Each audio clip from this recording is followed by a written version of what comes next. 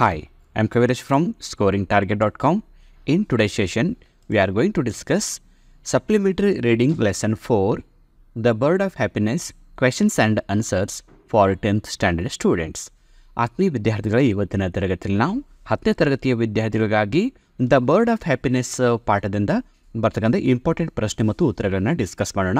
ಜೊತೆಗೆ ಪ್ರೀವಿಯಸ್ ಇಯರಲ್ಲಿ ಕೇಳಿದಂಥ ಅಂದರೆ 2015ರಿಂದ 2023ರವರೆಗೆ ಕೇಳಿದಂಥ ಪ್ರಶ್ನೆಗಳನ್ನು ಕೂಡ ನಾವಿಲ್ಲಿ ಡಿಸ್ಕಸ್ ಮಾಡ್ತಾ ಇದ್ದೀವಿ. ಜೊತೆಗೆ ಈ PDF ನೋಟ್ಸನ್ನು ನೀವು ಡೌನ್ಲೋಡ್ ಮಾಡ್ಕೋಬೇಕಂತ ಅದರ ಲಿಂಕ್ ಕಾಮೆಂಟ್ ಬಾಕ್ಸಲ್ಲಿ ಕ್ಲಿಕ್ ಮಾಡಿ ಡೌನ್ಲೋಡ್ ಮಾಡ್ಕೋಬೋದು. Okay, let start the class. ಈಗ ಮೊದಲನೇ ಒಂದು ಪ್ರಶ್ನೆ, how can you say that Wangxia was a brave boy? Wangxia ಒಬ್ಬ ಧೈರ್ಯವಂತ ಹುಡುಗ ಅಂತ ಹೇಗೆ ಹೇಳ್ತೀರಾ ಅಂತ. ಸೊ ಇದು SSLC ಎಕ್ಸಾಮ್ 2020 ಏಪ್ರಿಲ್ 1 ಕೇಳಿದಂಥ ಒಂದು ಪ್ರಶ್ನೆ.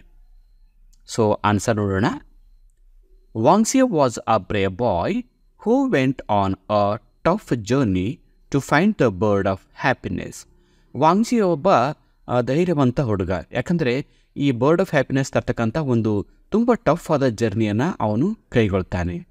ಇವನ್ thou he faced many difficulties, he didn't give up and because of his courage brought happiness to his people. So ಆ ಬರ್ಡ್ ಆಫ್ ಹ್ಯಾಪಿನೆಸ್ ತರಬೇಕಂದ್ರೆ ದಾರಿಯಲ್ಲಿ ಹಲವಾರು ಡಿಫಿಕಲ್ಟೀಸನ್ನು, ಕಷ್ಟಗಳನ್ನು ಎದುರಿಸ್ತಾನೆ. ಆದರೂ ಕೂಡ ತನ್ನ ಪ್ರಯತ್ನವನ್ನು ಯಾವುದೇ ಕಾರಣಕ್ಕೂ ನಿಲ್ಲಿಸೋದಿಲ್ಲ. ಜೊತೆಗೆ ಆ ಕಷ್ಟಪಡುವ ಮೂಲಕ, ತನ್ನ ಧೈರ್ಯವನ್ನು ತೋರಿಸೋ ಮೂಲಕ ತನ್ನ ಹಳ್ಳಿ ಜನರಿಗೆ ಒಂದು ಸಂತೋಷವನ್ನು ತಂದು ಕೊಡ್ತಕ್ಕಂಥ ಪ್ರಯತ್ನವನ್ನು ವಾಂಗ್ಸಿಯಾ ಮಾಡ್ತಾನೆ. ಹೀಗಾಗಿ ಅವನನ್ನು ನಾವು ಬ್ರೇವ್ ಬಾಯ್ ಅಂತ ಹೇಳ್ಬೋದು. ಓಕೆ, ನೆಕ್ಸ್ಟ್ ಕ್ವೆಶನ್ಗೆ ಹೋಗೋಣ. ಈಗ ಎರಡನೇ ಪ್ರಶ್ನೆ, how did Wangxia react to the first monster? So ಮೊದಲನೇ ಒಂದು ಮಾನ್ಸ್ಟರ್ ಅಂದರೆ ನಾವಿಲ್ಲಿ ರಾಕ್ಷಸ ಅಂತ ಹೇಳ್ತೀವಿ. ಮೊದಲನೇ ಒಂದು ರಾಕ್ಷಸಿಗೆ ವಾಂಗ್ಸಿ ಯಾವ ಥರ ಪ್ರತಿಕ್ರಿಯೆ ಕೊಟ್ಟ? ಸೊ ಫಸ್ಟ್ ನೀವು ಏನು ತಿಳ್ಕೊಬೇಕಂದ್ರೆ, ಮೊದಲನೇ ಒಂದು ರಾಕ್ಷಸ ಫಸ್ಟ್ ಮಾನ್ಸ್ಟರ್ ಅವನಿಗೆ ಏನು ಹೇಳಿರುತ್ತೆ ಅದನ್ನು ನಾವು ತಿಳ್ಕೊಬೇಕು. ಲವ್ಸಂಗಸ್ ಮದರನ್ನು ಕೊಲ್ಲಬೇಕು ಅಂತ ಈ ಒಂದು ರಾಕ್ಷಸ ಅವನಿಗೆ ಚಾಲೆಂಜ್ ಹಾಕಿರುತ್ತೆ. ಅದಕ್ಕೆ ವಾಂಗ್ಸಿ ಏನು ಹೇಳ್ತಾನೆ? ಇದು SSLC ಎಕ್ಸಾಮ್ 2023 ಏಪ್ರಿಲ್ 6 ಕೇಳಿದಂಥ ಒಂದು ಪ್ರಶ್ನೆ. ನೋಡೋಣ answer. Wangxia did not agree to kill Lobsang's mother. So ಯಾವುದೇ ಕಾರಣಕ್ಕೂ ನಾನು ಲವ್ಸಂಗನ ಒಂದು ತಾಯಿಯನ್ನು ಕೊಂದು ಹಾಕೋದಿಲ್ಲ ಅಂತ ವಾಂಗ್ಸಿಯಾ ಹೇಳ್ತಾನೆ. ಯಾಕಂದರೆ because he loves his mother and said that a monster can do as he wishes. So ನಾನು ನನ್ನ ತಾಯಿಯನ್ನು ತುಂಬ ಇಷ್ಟಪಡ್ತೀನಿ, ಹೀಗಾಗಿ ಮತ್ತೊಬ್ಬರ ತಾಯಿಯನ್ನು ನಾನು ಕೊಂದು ಹಾಕೋದಿಲ್ಲ, ನೀನು ಏನು ಮಾಡ್ಕೋತೀಯೋ ಮಾಡ್ಕೋ ಅಂತ ವಾಂಗ್ಸಿಯಾ ರಿಪ್ಲೈ ಕೊಡ್ತಾನೆ. ಸೊ ಥರ್ಡ್ ಕ್ವೆಶನ್ಗೆ ಹೋಗೋಣ. How did the first monster punish Wangxia? ಸರಿ, ಈಗ ವಾಂಗ್ಸಿಯಾ ಲವ್ಸಂಗ್ ಮದರನ್ನು ಕೊಂದು ಹಾಕೋದಿಲ್ಲ ಅಂತ ಹೇಳಿದಾಗ ಆ ಫಸ್ಟ್ ಮಾನ್ಸ್ಟರ್ ಪನಿಷ್ಮೆಂಟ್ ಏನು ಕೊಡ್ತು? ಸೊ ಯಾವ ಥರ ಪನಿಷ್ಮೆಂಟ್ ಕೊಡ್ತು? Answer, Wangxia had to cross a cast scree in punishment for not killing Lobsang's mother.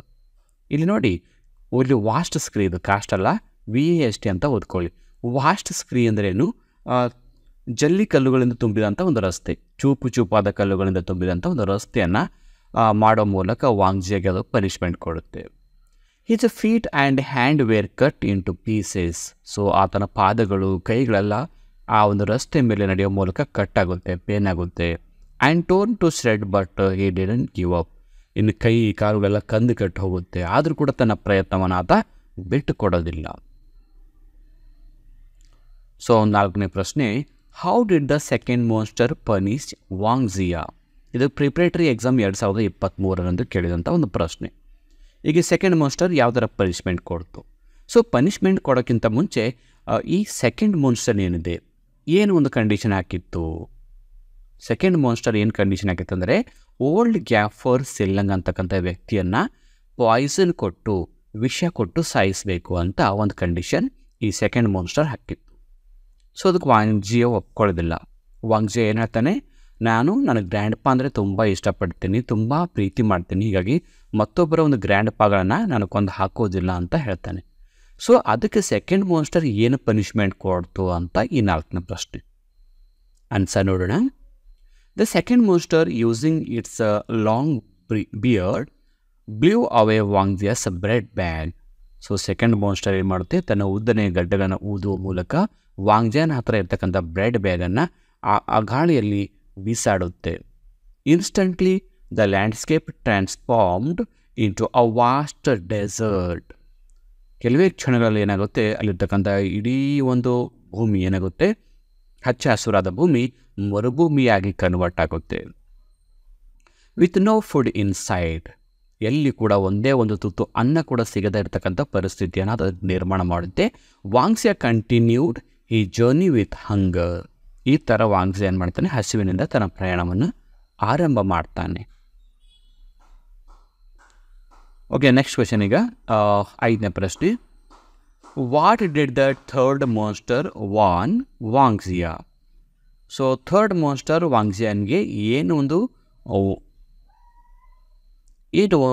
Third monster warning ಏನು ಕೊಡ್ತು ಅಂತ. ವಾರ್ನಿಂಗ್ ಅಂದರೆ ಅದೊಂದು ಚಾಲೆಂಜ್ ಆಗುತ್ತಲ್ಲ, ಏನು ಚಾಲೆಂಜ್ ಆಗುತ್ತೆ ಥರ್ಡ್ ಮಾನ್ಸ್ಟರ್ದು? Answer: the third monster warn Wangjia to bring Bhima's eyes or he would gouge out his eyeballs. ಇಲ್ಲಿ ಐಬಾಲ್ಸ್ ಅಂದರೆ ಕಣ್ಣಿನ ಗುಡ್ಡೆಗಳು, ಗೋಗೌಟ್ ಅಂದ್ರೇನು, ಕೀಳುವುದು ಅಥವಾ ಕಿತ್ತೋದು. ಸೊ ಥರ್ಡ್ ಮಾನ್ಸ್ಟರ್ ಏನು ಮಾಡುತ್ತೆ ಅಂದರೆ ವಾಂಗ್ಜಿಯಾಗೆ ಹೇಳುತ್ತೆ, ನೀನು ಭೀಮಾಳ ಕಣ್ಣುಗುಡ್ಡೆಗಳನ್ನು ಕಿತ್ಕೊಂಡು ಬರಬೇಕು, ಇಲ್ಲ ಅಂದರೆ ನಾನು ನಿನ್ನ ಕಣ್ಣುಗುಡ್ಡೆಗಳನ್ನು ಕಿತ್ತೀನಿ. He had to walk another 900 miles without eyes. So ಈ ಥರ ಹೇಳಿ ಮಾಡುತ್ತೆ, ನೀನು ಒಂದು ಒಕ್ಕೊಳ್ಳಿಲ್ಲ ಅಂದರೆ ನಿನ್ನ ಮುಂದಿನ ಪ್ರಯಾಣ ಪೂರ ನಿನ್ನ ಕಣ್ಣನ್ನು ಕಿತ್ತಾಕ್ತೀನಿ, ಸೊ ನೀನು ಕುರುಡನಾಗಿ ಹೋಗಬೇಕಾಗುತ್ತೆ ಅಂತ ಒಂದು ವಾರ್ನಿಂಗನ್ನು ಥರ್ಡ್ ಮಾನ್ಸ್ಟರ್ ಕೊಡುತ್ತೆ. ಸೊ 6ನೇ ಪ್ರಶ್ನೆ. Why were the people miserable in Wangjia's village? ಇದು ಪ್ರಿಪ್ರೇಟರಿ ಎಕ್ಸಾಮ್ ಟು 2023 ಕೇಳಿದಂಥದ್ದು. ಒಂದು ಡಿಸ್ಟಿಕ್ ಲೆವೆಲ್, ಒಂದು ಸ್ಟೇಟ್ ಲೆವೆಲ್, ಒಂದು ಸ್ಟೇಟ್ ಲೆವೆಲ್ ಪ್ರಿಪ್ರೇಟರಿ ಎಕ್ಸಾಮ್ ಇದೆ, ಅದಕ್ಕಾಗಿ ನಾನು 2 ಅಂತ ಕೊಟ್ಟಿದ್ದೀನಿ. ಸೊ ವಾಂಗ್ಜಿಯಾನ ಒಂದು ಹಳ್ಳಿ ಜನ, ವಾಂಗ್ಜಿಯಾ ಊರಿನ ಜನ ತುಂಬ ಕಷ್ಟದಲ್ಲಿದ್ದರು. ಯಾಕೆ ಅಂತ ಪ್ರಶ್ನೆ. ತುಂಬ ಕಷ್ಟದಲ್ಲಿದ್ದರು, ತುಂಬ ದುಃಖದಲ್ಲಿರ್ತಿದ್ದರು, ಅವರ ಜೀವನ ತುಂಬ ಶೋಚನೀಯವಾಗಿತ್ತು. ಸೊ ಯಾಕೆ ಅಂತ ಪ್ರಶ್ನೆ ಇದೆ. Answer: the people who lived in that area suffered from hunger and cold. So ಆ ಹಳ್ಳಿಯಲ್ಲಿ, ಟಿಬೆಟ್ನ ಒಂದು ಚಿಕ್ಕ ಹಳ್ಳಿಯಲ್ಲಿ ವಾಸಿಸ್ತಕ್ಕಂಥ ಜನ ಹಸಿವೆಯಿಂದ ಮತ್ತು ತುಂಬ ಚಳಿಯ ವಾತಾವರಣದಿಂದ ನರಳ್ತಾ ಇದ್ದರು. There was no river or water source, trees, green grass or any types of crops. ಅಲ್ಲಿ ಯಾವುದೇ ನದಿಗಳಿರಲಿಲ್ಲ, ನೀರಿನ ಮೂಲಗಳಿರಲಿಲ್ಲ, ಗಿಡಗಳು, ಮರಗಳು, ಹಚ್ಚ ಹಸುರಾದ ವಾತಾವರಣ, ಹುಲ್ಲು, ಯಾವುದೇ ಪ್ರಕಾರದ ಕಾಳುಗಳು, ಬೆಳೆ ಧಾನ್ಯಗಳು ಕಾಣಬರ್ತಾ ಇರಲಿಲ್ಲ. No fruits, flowers or vegetables, ಯಾವುದೇ ಹೂವು, ಹಣ್ಣುಗಳು, ತರಕಾರಿಗಳು ಕೂಡ ಕಂಡು ಬರ್ತಾ ಇರಲಿಲ್ಲ. ಒಟ್ಟಾರೆ ಒಂದು ರೀತಿ ಮರುಭೂಮಿಯ ವಾತಾವರಣ ಕಂಡು ಬರ್ತಾ ಇತ್ತು. ಹೀಗಾಗಿ ಅಲ್ಲಿನ ಜನ ಯಾವಾಗಲೂ ಮಿಸರೇಬಲ್ ಆಗಿರ್ತಿದ್ರು, ಅನ್ಹ್ಯಾಪಿ ಆಗಿರ್ತಿದ್ರು. ಮುಂದಿನ ಪ್ರಶ್ನೆಗೆ ಹೋಗೋಣ. ಪ್ರಶ್ನೆ 7. What changes came over Wangjia as the bird of happiness caressed him? ಇಲ್ಲಿ ಕೇರೆಸ್ಡ್ ಅಂದ್ರೇನು, ಮೈ ನೆವರೋದು ಅಥವಾ ಮೈ ಮೇಲೆ ಕೈಯಾಡಿಸೋದು, ಈ ಥರ ಮುದ್ದು ಮಾಡೋದು ಅಂತ ಅರ್ಥ. ಸೊ ಬರ್ಡ್ ಆಫ್ ಹ್ಯಾಪಿನೆಸ್ ಏನು ಮಾಡುತ್ತೆ, ತನ್ನ ರೆಕ್ಕೆಗಳಿಂದ ವಾಂಗ್ಜಿಯಾನ ಮೈ ಮೇಲೆ ನೆವರಿಸುತ್ತೆ. ಸೊ ಈ ಥರ ಮಾಡಿದಾಗ, ಟಚ್ ಮಾಡಿದಾಗ ವಾಂಗ್ಜಿಯಾನ ಹತ್ರ ಏನು ಪರಿವರ್ತನೆ ಆಗುತ್ತೆ ಅಂತ ಪ್ರಶ್ನೆ. ನೋಡೋಣ answer. The bird of happiness touched Wangjia with love and sang for him. So bird of happiness ಏನು ಮಾಡುತ್ತೆ, ತನ್ನ ರೆಕ್ಕೆಗಳಿಂದ ವಾಂಗ್ಜಿಯಾಗೆ ಟಚ್ ಮಾಡುತ್ತೆ, ಪ್ರೀತಿಯಿಂದ ಟಚ್ ಮಾಡುತ್ತೆ, ಜೊತೆಗೆ ಅವನಿಗಾಗಿ ಒಂದು ಒಳ್ಳೆಯ ಹಾಡನ್ನು ಹಾಡುತ್ತೆ. His eyeballs came back to their sockets. So ತನ್ನ ಕಣ್ಣುಗುಡ್ಡೆಗಳು ವಾಪಸ್ ಬರುತ್ತೆ. ಇಲ್ಲಿ ಸಾಕೆಟ್ಸ್ ಅಂದರೆ ಕಣ್ಣಿನ ಗುಡ್ಡೆ ಇರ್ತಕ್ಕಂಥ ಒಂದು ಸ್ಥಳ ಅಂತ ಹೇಳ್ತೀವಿ, ಇರ್ತಕ್ಕಂಥ ಸ್ಥಳ. ಸೊ ಇಲ್ಲಿ ಹಾಡಿದ ನಂತರ ವಾಂಗ್ಜಿಯಾಗೆ ಏನಿತ್ತು, ತನ್ನ ಕಣ್ಣುಗಳು ಎಲ್ಲ ಕಿತ್ಕೊಂಡು ಹೋಗಿದ್ದು, ಮಾನ್ಸ್ಟರ್ ಪನಿಷ್ಮೆಂಟ್ ಕೊಟ್ಟಾಗ ಗುಡ್ಡೆಗಳು ಹೋಗಿದ್ದು, ಆ ಕಣ್ಣುಗುಡ್ಡೆಗಳು ವಾಪಸ್ ಬಂದು his vision was much better. ಅವ್ನ ಕಣ್ಣಿನ ಒಂದು ದೃಷ್ಟಿ ಸಾಮರ್ಥ್ಯ ಮತ್ತಷ್ಟು ಇಂಪ್ರೂವ್ ಆಯಿತು. And his wounds were healed. ಇಲ್ಲಿ ವೂಡ್ಸ್ ಅಂದರೆ ಗಾಯಗಳು, ಹೀಲ್ಡ್ ಅಂದರೆ ವಾಸಿಯಾಗೋದು. ಇನ್ನು ಅವನ ಮೈ ಮೇಲೆ ಆದಂಥ ಎಲ್ಲ ಗಾಯಗಳು ವಾಸಿಯಾದವು. And became stronger than before. ಮೊದಲಿನಕ್ಕಿಂತಲೂ ಬಲಿಷ್ಠವಾದ ಶರೀರವನ್ನು ಆತ ಹೊಂದುತ್ತಾನೆ. So next question number 8. How did the bird of happiness remove the sorrows of Tibetan people? So Tibet ದೇಶದ ಆ ಒಂದು ಹಳ್ಳಿ ಜನರ ಒಂದು ದುಃಖವನ್ನು ಈ ಬರ್ಡ್ ಆಫ್ ಹ್ಯಾಪಿನೆಸ್ ಹೇಗೆ ತೆಗೆಯುತ್ತೆ, ಆ ಪಕ್ಷಿ ಆ ಹಳ್ಳಿ ಜನರ ಒಂದು ಕಷ್ಟಗಳನ್ನು ಯಾವ ಥರ ಪರಿಹಾರ ಮಾಡುತ್ತೆ ಅಂತ ಪ್ರಶ್ನೆ. ಅಥವಾ ದ ಬರ್ಡ್ ಆಫ್ ಹ್ಯಾಪಿನೆಸ್ 3 ಸಲ ಕ್ರೈ ಮಾಡುತ್ತೆ ಅಲ್ಲ, 3 ಸಲ ಕ್ರೈ ಮಾಡಿದಾಗ ಆ ವಾಂಗ್ಜಿನ ಹಳ್ಳಿ ಯಾವ ಥರ ಪರಿವರ್ತನೆ ಆಗುತ್ತೆ ಅಂತ ಕೂಡ ನಿಮಗೆ ಪ್ರಶ್ನೆ ಕೇಳ್ಬೋದು. ಆನ್ಸರ್ ನೋಡಿ, the bird of happiness cried 3 times. So bird of happiness 3 ಬಾರಿ ಕೂಗುತ್ತೆ. First, the sun came out and a warm breeze blew. So ಮೊದಲನೇ ಬಾರಿ ಆ ಪಕ್ಷಿ ಕೂಗಿದಾಗ ಏನಾಗುತ್ತೆ, ಅಲ್ಲಿ ಸೂರ್ಯನ ಕಿರಣಗಳು, ಅಂದರೆ ಸೂರ್ಯ ಉದಯ ಆಗ್ತಾನೆ, ಕಿರಣಗಳು ಭೂಮಿಗೆ ಬಂದು ತಂಗಾಳಿ ಬೀಸೋಕ್ಕೆ ಪ್ರಾರಂಭ ಮಾಡುತ್ತೆ. Then forest covered the mountains with the second cry. So ಪಕ್ಷಿ ಎರಡನೇ ಬಾರಿ ಕೂಗಿದಾಗ ಏನಾಗುತ್ತೆ, ಅಲ್ಲೆಲ್ಲ ಪರ್ವತಗಳು ತುಂಬ ಏನಾಗುತ್ತೆ, ಕಾಡುಗಳು ಹಚ್ಚ ಹಸಿರಿಂದ ವಾತಾವರಣದಿಂದ ತುಂಬ ಹೋಗುತ್ತೆ. Finally green rivers and fields appeared with the third CRY.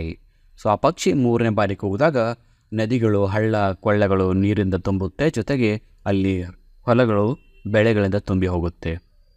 From that day on the village never suffered again. So ಈ ಥರ ಆದಾಗ ಅಂದಿನಿಂದ ಆ ಹಳ್ಳಿ ಜನರಿಗೆ ಯಾವುದೇ ಕಷ್ಟಗಳು ಬರಲಿಲ್ಲ. ಈ ಥರ ಬರ್ಡ್ ಆಫ್ ಹ್ಯಾಪಿನೆಸ್ ಏನು ಮಾಡುತ್ತೆ, ಅವ್ರ ಕಷ್ಟವನ್ನು ಕಳೆಯುತ್ತೆ.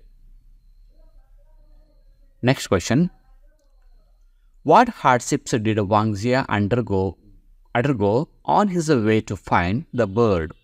ಸೊ ವಾಂಗ್ಜಿಯಾ ಆ ಪಕ್ಷಿಯ ಹುಡುಕಿ ತರಬೇಕಾದ್ರೆ ದಾರಿ ಉದ್ದಕ್ಕೂ ಆತ ಅನುಭವಿಸಿದಂಥ ಕಷ್ಟಗಳನ್ನು ವಿವರಿಸಿ. Answer, Wangjia faced a rough path with the first monster, hurting his feet and hands.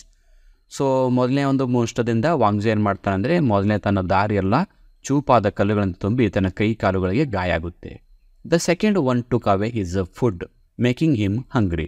ಇನ್ನು ಎರಡನೇ ಮಾನ್ಸ್ಟರ್ ಒಂದು ಪನಿಷ್ಮೆಂಟ್ ಮೂಲಕ ಆತನಿಗೆ ಏನಾಗುತ್ತೆ, ಹಸಿವೆಯಿಂದ ತನ್ನ ಜರ್ನಿಯನ್ನು ಪ್ರಾರಂಭ ಮಾಡಬೇಕಾಗಿ ಬರುತ್ತೆ. The third monster blinded him by gouging out his eyes. ಇಲ್ಲಿ ಗೋಗಿಂಗ್ ಔಟ್ ಅಂದರೆ ಕೀಳೋದು ಅಥವಾ ಕಿತ್ತೋದು. ಇನ್ನು 3ನೇ ಮಾನ್ಸ್ಟರ್ ಏನು ಮಾಡುತ್ತೆ, ಆತನ ಕಣ್ಣುಗುಡ್ಡೆಗಳನ್ನು ಕಿತ್ತಿ ಬ್ಲೈಂಡ್ ಮಾಡುತ್ತೆ. ಈ ಥರ 3 ಸ್ಟೇಜಲ್ಲಿ 3 ಥರ ಕಷ್ಟಗಳನ್ನು ಆತ ಅನುಭವಿಸ್ತಾನೆ. Question number 10, will I ever make it, why did Wangjia feel so. Will I ever make it, ಇದು ನನ್ನಿಂದ ಸಾಧ್ಯನಾ ಅಂತ ವಾಂಗ್ಜಿಯಾ ಅಂತಾನೆ. ಯಾಕೆ ಈ ಥರ ವಾಂಗ್ಜಿಯಾಗ ಅನಿಸುತ್ತೆ, ಇದು ನನ್ನಿಂದ ಸಾಧ್ಯನಾ? ಓಕೆ, ಆನ್ಸರ್ ನೋಡೋಣ. Wangjia started his journey. The first monster made him walk through the vast scree for 900 miles. So Wangjia ತನ್ನ ಪ್ರಯಾಣವನ್ನು ಪ್ರಾರಂಭ ಮಾಡ್ತಾನೆ. ಮೊದಲನೇ ಮಾನ್ಸ್ಟರ್ ಏನು ಮಾಡ್ತಾರೆ, ತನ್ನ ಇಡೀ ರಸ್ತೆಯನ್ನು ತುಂಬ ಚೂಪಾದ ಕಲ್ಲುಗಳಿಂದ ಆತನಿಗೆ ತೊಂದರೆ ಕೊಡುತ್ತೆ. His hands and feet were tore into pieces. ಕೈಗಳು ಪಾದಗಳು ಎಲ್ಲ ಕಟ್ಟಾಗಿ ಗಾಯಗೊಳ್ಳುತ್ತೆ. Then he felt that he could not continue his journey. So ಆವಾಗ ಆತನಿಗೆ ಅನಿಸುತ್ತೆ, ನನಗೆ ಮುಂದೆ ಜರ್ನಿ ಮಾಡೋಕ್ಕೆ ಆಗೋದಿಲ್ವೇನೋ ಅಂತ ಅನಿಸುತ್ತೆ. ಯಾಕಂದರೆ ಕೈ ಕಾಲೆಲ್ಲ ಗಾಯ ಆಗಿರುತ್ತೆ. ಮುಂದೆ ಜರ್ನಿ ಮಾಡೋಕ್ಕೆ ಆಗುತ್ತಾ ಅಂತ ಯೋಚನೆ ಬಂದಾಗ ಆತ ಏನು ಮಾಡ್ತಾನೆ, will I ever make it, ನನ್ನಿಂದ ಇದು ಸಾಧ್ಯನಾ ಅಂತ ಅನ್ಕೋತಾನೆ. ಸೊ 11ನೇ ಪ್ರಶ್ನೆ, what qualities of Wangjia do you like most. So ವಾಂಗ್ಜಿಯನ್ ಹತ್ರ ಇರ್ತಕ್ಕಂಥ ಯಾವ ಗುಣಲಕ್ಷಣಗಳನ್ನ ನೀವು ಇಷ್ಟಪಡ್ತೀರಾ? ಒಟ್ಟಾರೆ ವಾಂಗ್ಜಿಯನ ಒಳ್ಳೆ ಗುಣಗಳನ್ನು ನಾವಿಲ್ಲಿ ಅಪ್ರಿಸಿಯೇಟ್ ಮಾಡಿ ಬರೀಬೇಕು. So look at the answer.